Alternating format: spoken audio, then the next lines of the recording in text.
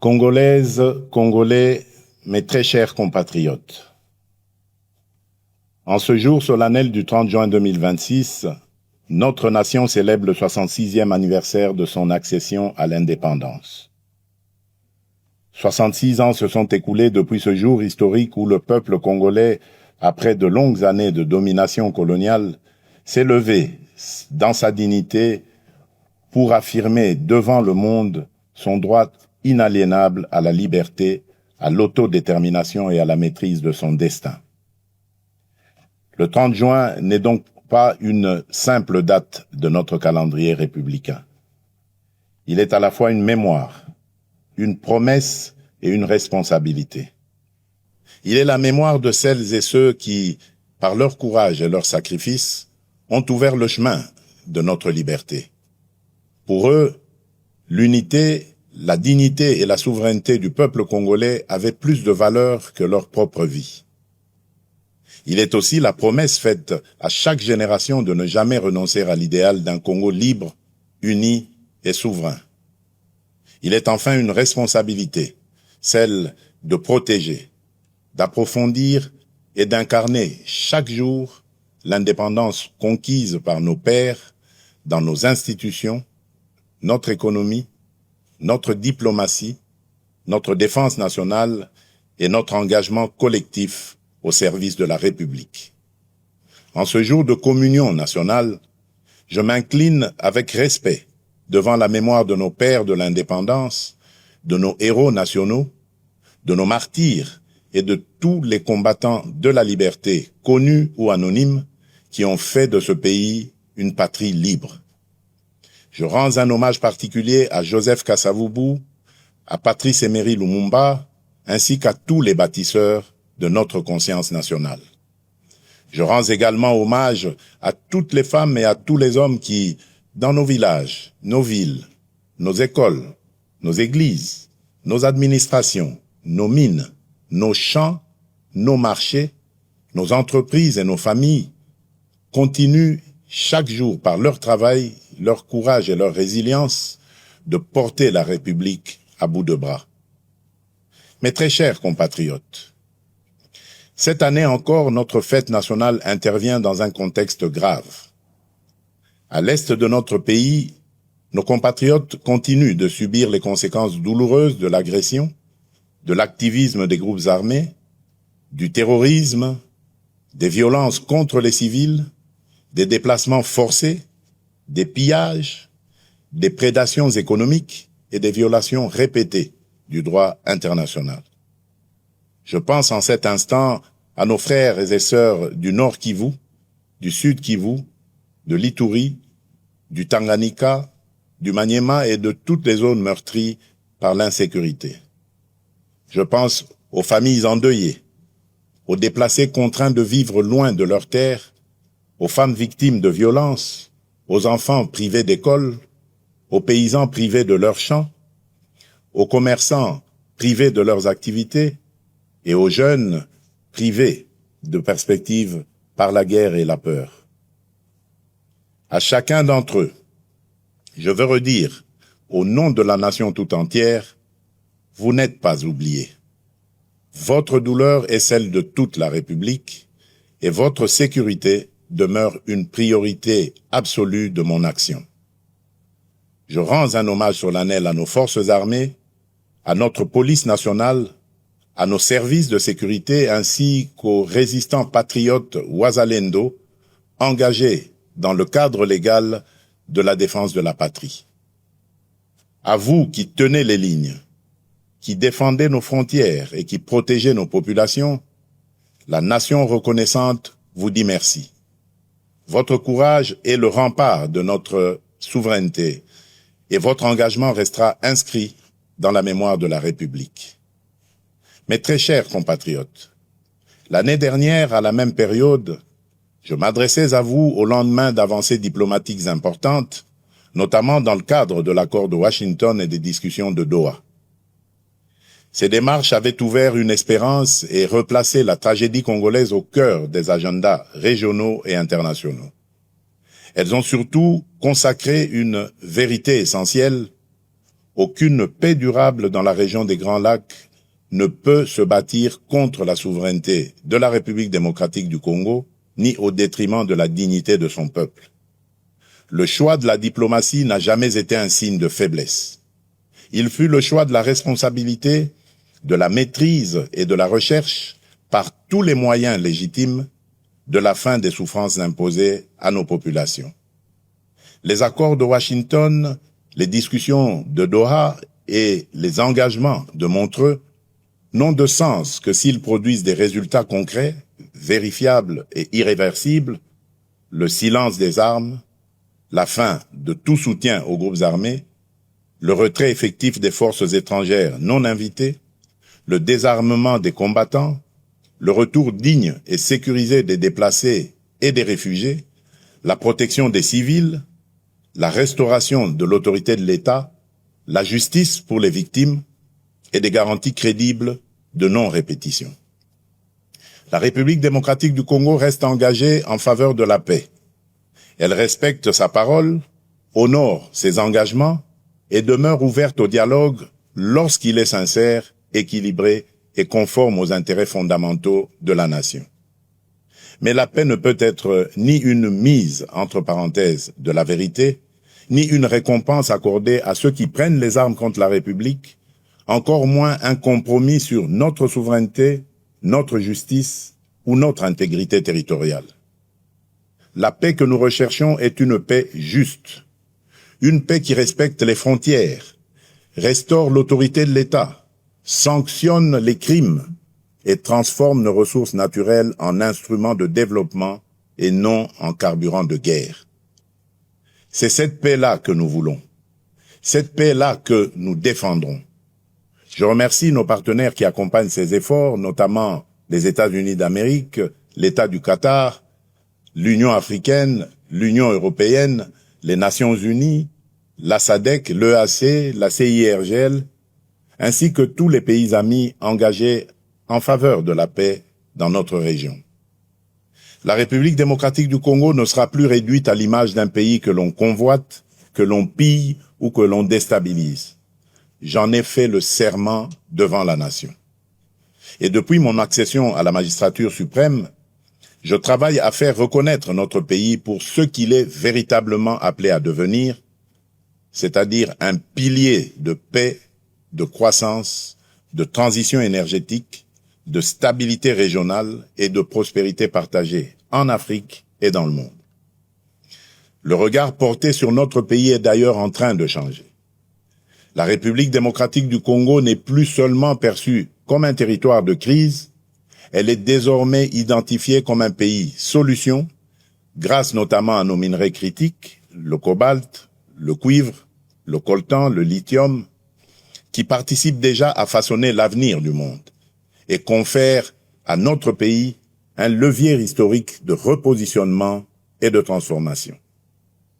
C'est dans cette perspective que s'inscrit le partenariat stratégique que nous construisons avec les États-Unis d'Amérique ainsi que ceux que nous entendons nouer avec nos autres partenaires. Tous doivent répondre à une exigence claire, servir les intérêts fondamentaux du peuple congolais, renforcer notre souveraineté, soutenir la paix, favoriser la transformation locale, sécuriser les chaînes de valeur et créer des emplois durables pour notre jeunesse. Le temps où nos minerais étaient extraits chez nous, exportés à l'état brut, valorisés ailleurs, puis revendus au monde pendant que nos populations demeuraient dans la pauvreté, appartient désormais au passé. C'est dans cette même perspective que la République démocratique du Congo assume la présidence de la Conférence internationale sur la région des Grands Lacs, la CIRGL, avec l'ambition d'en faire un cadre plus utile, plus responsable et plus efficace au service de la paix, de la sécurité, de la stabilité et du développement partagé. Nous y défendons des principes clairs de respect de l'intégrité territoriale des États, de non-ingérence, de lutte contre l'exploitation illégale des ressources naturelles, d'intégration économique, de sécurité collective et de responsabilité face aux engagements pris.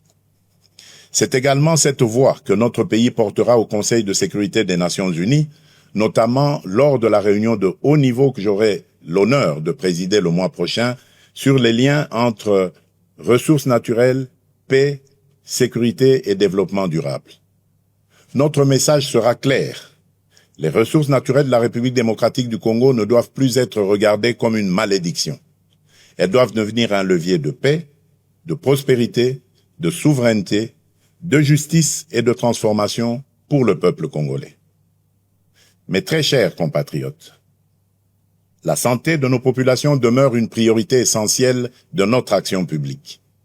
Aucune nation ne peut prétendre à une prospérité durable sans un système de santé solide, accessible et résilient. C'est dans cet esprit que nous avons poursuivi ces dernières années le renforcement de nos infrastructures sanitaires, des capacités de nos personnels de santé, de la surveillance épidémiologique et de la recherche médicale, notamment à travers l'expertise reconnue à l'Institut national de recherche biomédicale, l'INRB en sigle. Alors que ces efforts se poursuivent, notre pays fait face à une nouvelle épreuve sanitaire, la résurgence de l'épidémie de maladie à virus Ebola causée par la souche Bundibugyo.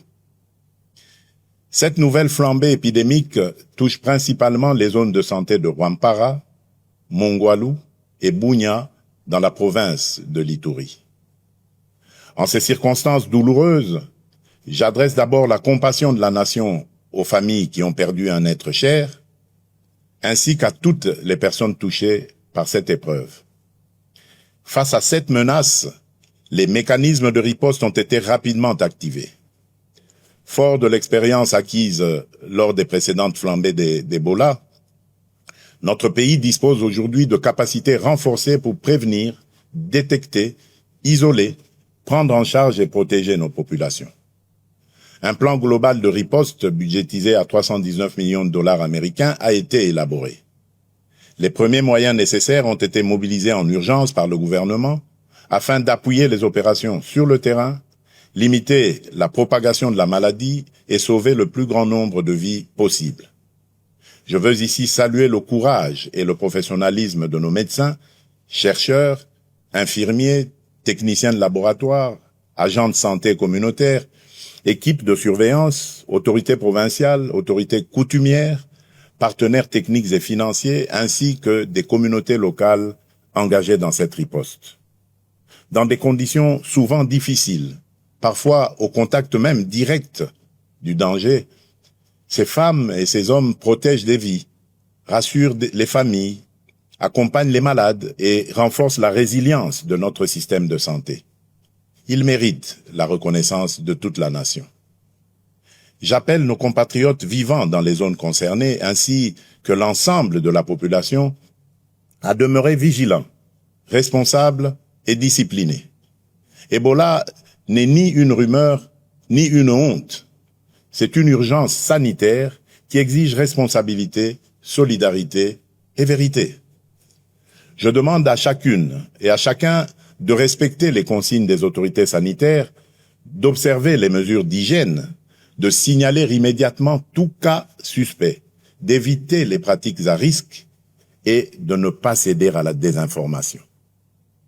Dans cette épreuve, notre force résidera dans la confiance, la discipline collective, la solidarité nationale et la capacité de l'État à agir rapidement, efficacement et au plus près des populations. Mes très chers compatriotes, en ce jour particulier, je voudrais m'adresser à toutes les Congolaises et à tous les Congolais au-delà des convictions, des sensibilités et des appartenances politiques. Notre pays traverse des débats politiques importants. Cela est normal dans une démocratie vivante. Le débat est légitime, le désaccord est naturel, la contradiction est utile lorsqu'il s'exprime dans le respect de la République, de ses institutions, de ses lois et de l'intérêt supérieur de la nation. Je veux cependant rappeler un principe essentiel: aucune ambition personnelle ou partisane ne vaut plus que la paix de tous. Aucune divergence politique ne doit être plus forte que l'unité de la République. Aucune stratégie de conquête ou de contestation du pouvoir ne doit fragiliser la souveraineté du peuple congolais. J'entends les discussions suscitées autour de la Constitution et des réformes institutionnelles. Dans une démocratie, aucune question d'intérêt national ne doit être confisquée ni interdite de réflexion. Mais dans le même temps, aucun débat touchant au pacte fondamental de la nation ne peut être conduit dans la précipitation, la manipulation ou l'obsession politicienne. La Constitution n'est ni un instrument de circonstance, ni un objet de convenance. Elle organise notre vie commune, garantit l'équilibre de nos institutions, consacre les droits du peuple et protège la stabilité de la République. En débattre exige donc sérénité, rigueur, transparence et sens élevé de l'intérêt général. Ma responsabilité comme chef de l'État et garant de la nation est de veiller à ce que les débats engageant l'avenir du pays se tiennent dans le respect de la Constitution, de l'État de droit, des institutions et de la souveraineté populaire. Elle est aussi d'écouter, d'apaiser, de clarifier et, lorsque cela s'impose, de rechercher les voies d'un consensus national responsable. S'agissant de la loi référendaire adoptée par les deux chambres du Parlement, je tiens à rappeler qu'elle relève du fonctionnement normal de nos institutions et du principe de séparation des pouvoirs. Dans une république démocratique, le Parlement débat, délibère et légifère. Le président de la République, garant du bon fonctionnement des institutions, exerce les prérogatives que lui confère la Constitution. Les juridictions compétentes, quant à elles, veillent au respect de l'ordre constitutionnel et de l'état de droit.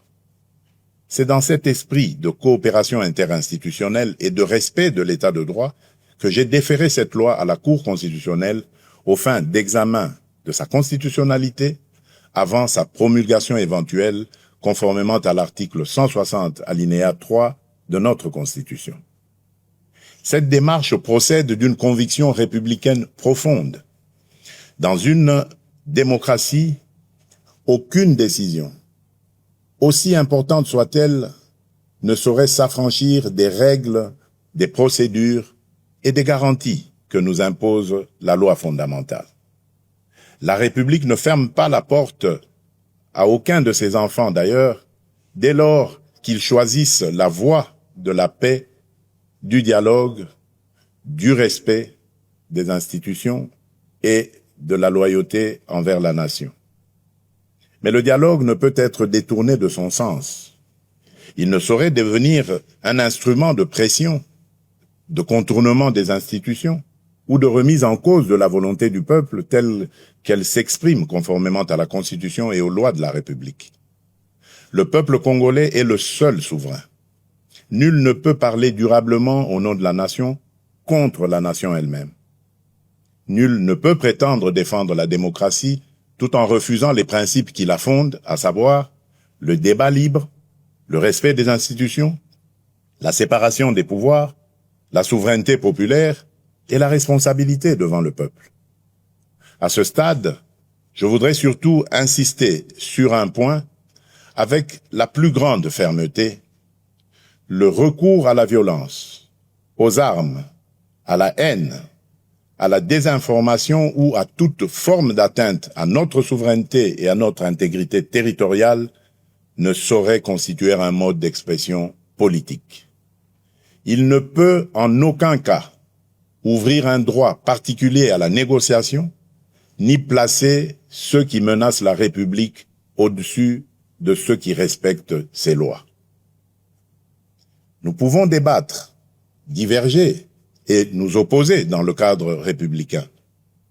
Mais nous n'avons pas le droit d'affaiblir la nation au moment où elle fait face à des menaces existentielles. Face aux défis qui pèsent sur notre pays, l'unité nationale n'est pas une option, elle est une exigence historique, elle est un impératif absolu.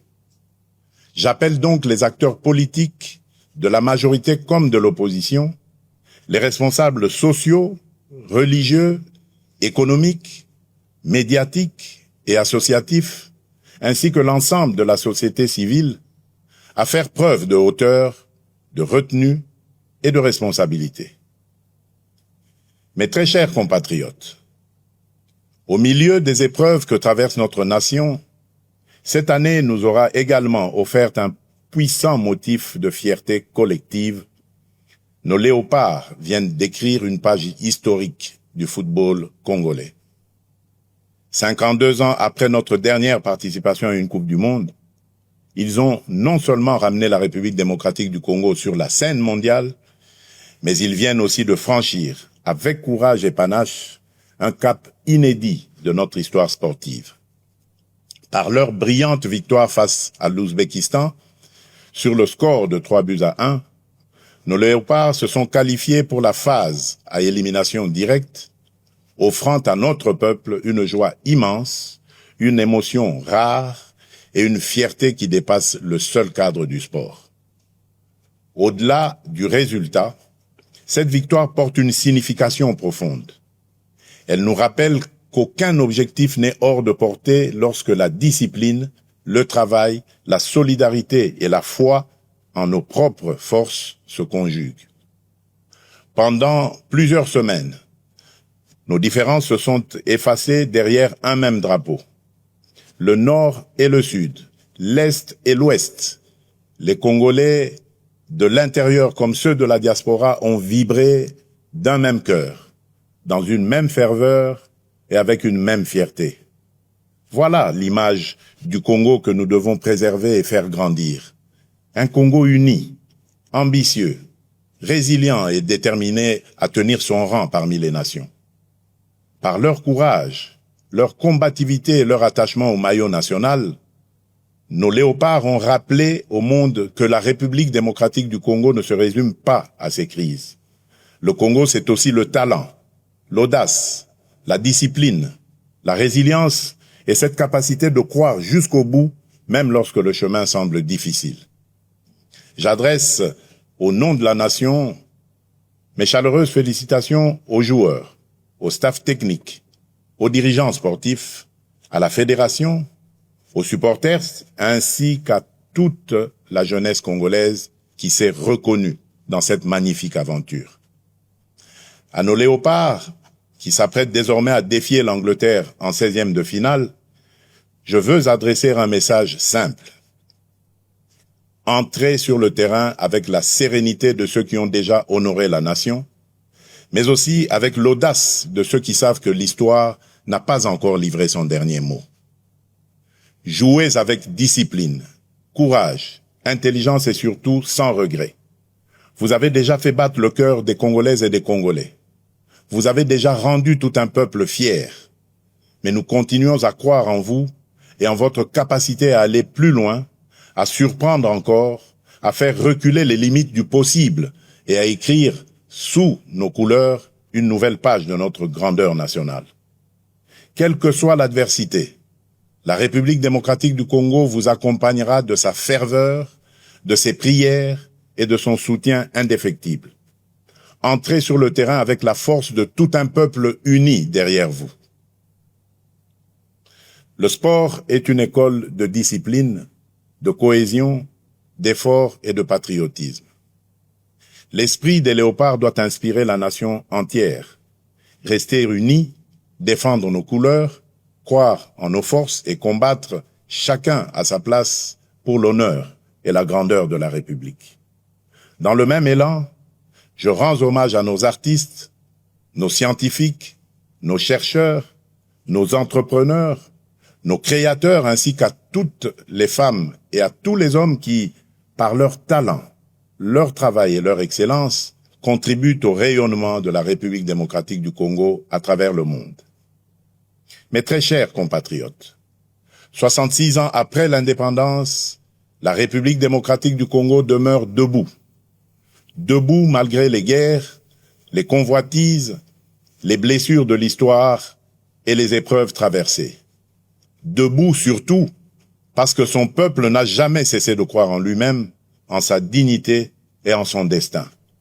Cette force intérieure, cette capacité à résister et à se relever constitue l'une des plus grandes richesses de notre nation.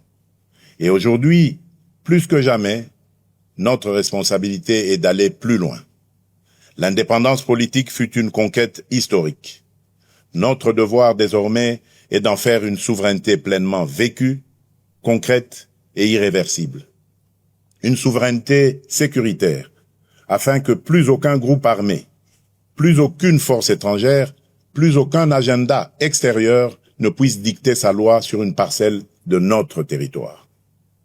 Une souveraineté économique, afin que les ressources de notre sol et de notre sous-sol servent d'abord le développement de notre pays, la transformation de notre économie, la création de valeurs locales, l'émergence de champions nationaux et le bien-être de notre peuple.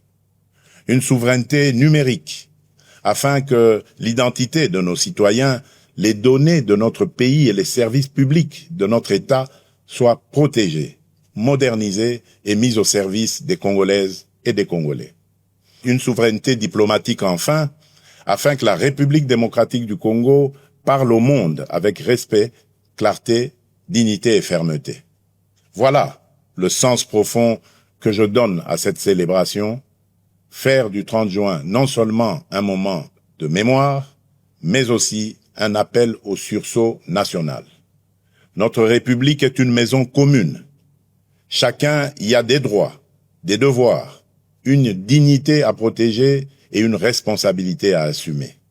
C'est pourquoi nous devons regarder au-delà des urgences du moment et préparer avec méthode et détermination le Congo de 2030, de 2040 et de 2050.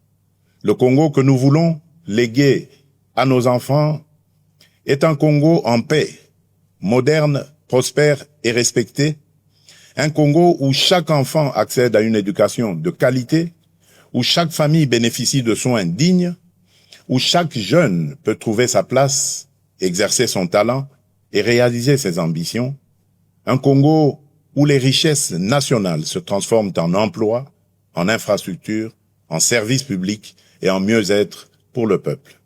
Ce Congo ne se construira ni par la résignation, ni par la division, ni par l'attente passive.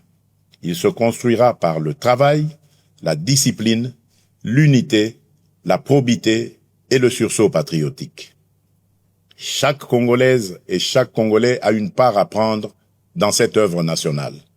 L'enseignant qui forme avec conscience, le soldat qui protège avec honneur, le policier qui sécurise sans abuser, le médecin qui soigne avec dévouement, le fonctionnaire qui sert avec probité, le magistrat qui rend justice avec indépendance, l'entrepreneur qui crée des emplois, le jeune qui innove, les parents qui éduquent dans les valeurs, le citoyen qui respecte la loi et protège le bien public, la diaspora qui investit, transmet et valorise le pays.